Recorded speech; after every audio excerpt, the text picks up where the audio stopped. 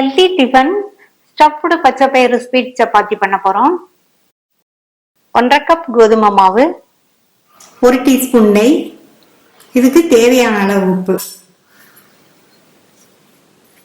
நல்லா மிக்ஸ் பண்ணிட்டு கொஞ்சம் கொஞ்சமா தண்ணி சேர்த்து சப்பாத்தி மாவு பதத்துக்கு பிசைஞ்சுக்கலாம்.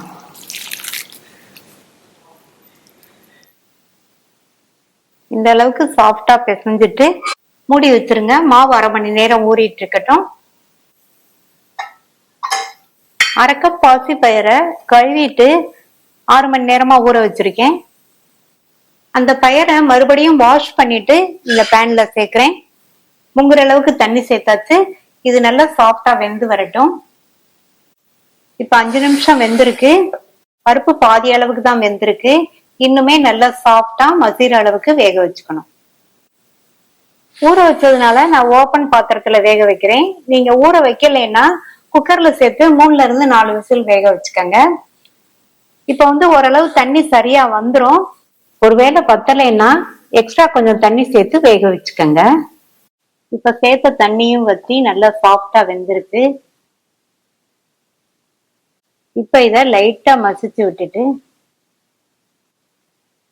இந்த பயிறு அங்கங்க 1-2 தெரியுற மாதிரி இந்த அளவுக்கு மசிச்சுட்டு இதுல 1/2 கப் நாட்டு சக்கரை சேர்க்கிறேன். இது கூட 2 டேபிள் ஸ்பூன் தண்ணி சேர்த்து ஸ்டவ் சிம்ல வச்சுட்டு நல்லா மிக்ஸ் பண்ணிக்கங்க.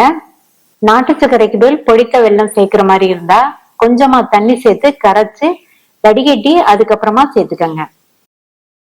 நம்ம சேர்த்திருக்கிற நாட்டு சக்கரை மைல்டான ஸ்வீட்னஸோட சாப்பிட்றதுக்கு ரொம்ப நல்லா இருக்கும். இது கூட 3 டேபிள் ஸ்பூன் தேங்காய் துருவல், 1/2 டீஸ்பூன் ஏலக்காய் பவுடர் சேர்த்து நல்லா ஒரு தடவை மிக்ஸ் பண்ணி விட்டுருங்க.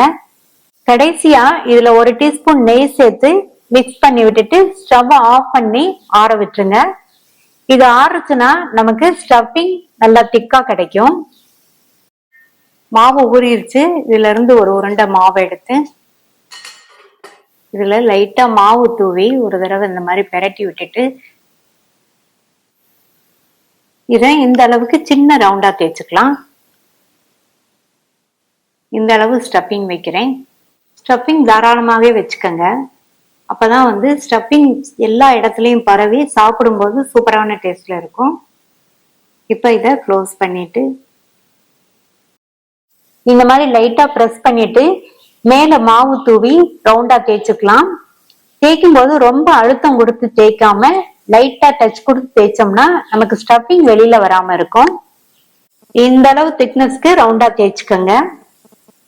தோசைக்கல் பட்டு சூடானதும் நம்ம தேய்ச்சி வச்ச சப்பாத்தியை வச்சுட்டு மேல லைட்டா ட்ரை ஆனதுக்கு அப்புறமா இதுல கொஞ்சமா நெய் அல்லது எண்ணெய் சேர்த்து இந்த மாதிரி நல்லா ஸ்ப்ரெட் பண்ணி விட்டுருங்க.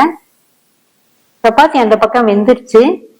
திருப்பி போட்டுட்டு இந்த பக்கமும் கொஞ்சமா நெய் சேர்த்து மறுபடியும் ஒரு தடவை திருப்பி போட்டுருங்க. 2 சைடும் லைட்டா இந்த மாதிரி பிரவுன் ஸ்பாட்ஸ் வர வரையும் வேக வச்சு எடுத்துடலாம்.